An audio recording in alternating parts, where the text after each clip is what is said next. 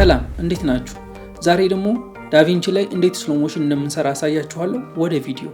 በባለፈው ቪዲዮ በትክክለኛው መንገድ ዳቪንቺ ላይ እንዴት ፕሮጀክት ክሬት እንደምናደርግና በሌላኛው ደግሞ እንዴት አድርገን ታይምላይናችንን ክሬት እንደምናደርግ አሳያችኋለሁ። ስለዚህ አሁን እሱን አላሳያችሁ፣ ቀጥታ ስሎ ሞሽን እንዴት እንደምንሰራ ነው ማሳያችሁ ማለት ነው።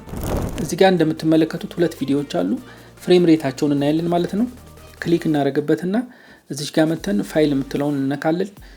ስለዚህ ፋይል ያለውን ኢንፎርሜሽን ይነግረናል ማለት ነው።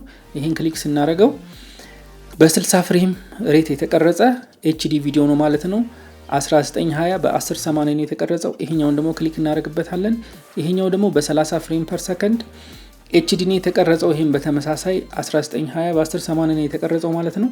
ስለዚህ መጀመሪያ ታይምላይን ክሬት አድርጋለሁ። እዚህ ጋር መጣለው፣ ባዶ ቦታ ላይ ራይት ክሊክ አደርጋለሁ።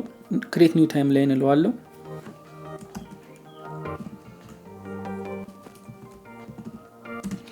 ሳምፕል እለዋለሁ።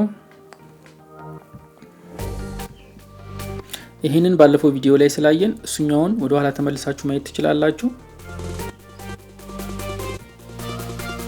25 ፍሬም ሬት እናደርጋለን።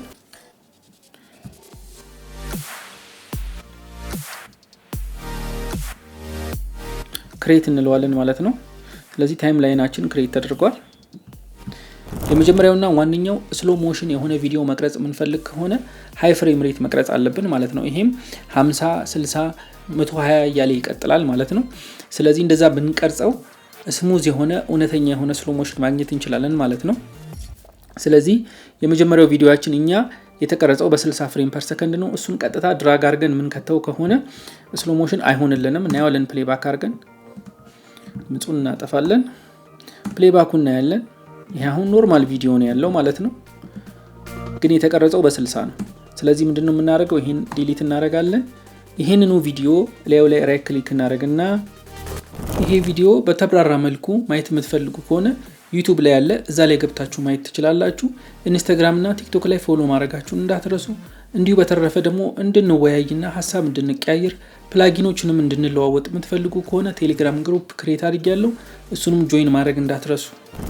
ክሊፕ አትሪቢዩት እንላለን። 60 ፍሬም የተቀረጸውን እኛ ታይምላይናችን 25 ስለሆነ ወደ 25 እንዲቀይርልን እንነግረዋለን። ቪዲዮ ፍሬም ሬት የሚለውን ማለት ነው። ከዛ በኋላ ኦኬ እንላለን። አሁን ቀጥታ ይህንን ቪዲዮ ድራግ አድርገን እንከታለን። ስለዚህ ምን ሆነ ማለት ነው? የተቀረጸው በ60 ፍሬም ስለሆነ ለስሎ ሞሽን ታስቦ አውቶማቲካሊ ስለሆነ ማለት ነው። ያው እንደምታዩት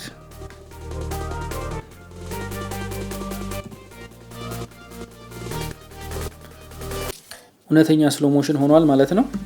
ሌላኛው ደግሞ በስሎ ሞሽን ያልተቀረጸ ከሆነ ደግሞ እንዴት ወደ ስሎ ሞሽን እንደምንቀይር አሳያችኋለሁ ማለት ነው። ቅድም እንዳሳያችሁት ሁለተኛው ቪዲዮ በ30 ፍሬም ፐር ሰከንድ ነው የተቀረጸው። ድራግ አድርገን እንከተዋለን። ፕሌይ አድርገን እናየዋለን። 30 ፍሬም ነው። ስለዚህ ይሄኛው የምናደርገው ምንድነው? ኮማንድ አር እንነካለን ወይንም ኮንትሮል አር ለዊንዶውስ። ከዛ በኋላ ይሄ ኦፕሽን ይመጣልናል። እዚህ ጋር ክሊክ እናደርጋለን። ቼንጅ ስፒድ እንለዋለን ወደ በ50% ስሎ እንዲያደርግልን ማለት ነው። ክሊክ እናደርጋለን። ይሄው እንደምታዩት ስሎ አድርጎታል፣ ረዝሟል ቪዲዮ። ፕሌይ እንለዋለን። ግን መሀል ላይ ስሎ ቢሆንም መሀል ላይ ምን ያደርጋል? ጂተር ነገር አለው ማለት ነው። ስለዚህ ይሄኛውን ስሎ ሞሽን የተሻለ እንዲያደርግልን ይሄን ክሊክ ካደረግን በኋላ ኢንስፔክተራችን ላይ እንሆንና ቪዲዮ እንላለን። ከዛ በኋላ ወረታች እንመጣና ሪታይም ኤንድ ስኬሊንግ የሚል አለ። እሱን ክሊክ አድርገን ኦፕቲካል ፍሎ እንለዋለን ማለት ነው። ከዛ ፕሌይ እንለዋለን። ስለዚህ አሁን በ30 ፍሬም የቀረጽነውን ቪዲዮ ስሎ አድርጎልናል ማለት ነው። ግን ይሄ ምንድነው? ዳቪንቺ ላይ ያለውን ኤአይ በመጠቀም በመሃል ላይ የነበሩትን ክፍተት ፍሬሞች ራሱ እየሞላ ወይንም ራሱ እያጠጋጋ ነው ወደ ስሎ ሞሽን ይቀየረልን ማለት ነው። በዚህ መልኩ ቪዲዮአችንን ወደ ስሎ ሞሽን መቀየር እንችላለን። ስቲል ግን የሚመከረው ምንድነው?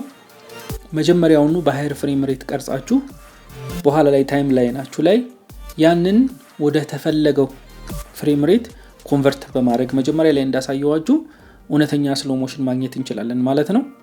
በተረፈ ደግሞ ካሜራችሁ ላይ እንዴት ስሎ ሞሽን መቅረጽ እንደሚቻል ማወቅ የምትፈልጉ ከሆነ ኮመንት አድርጉልኝ፣ ቪዲዮ ሰራላችኋለሁ ማለት ነው።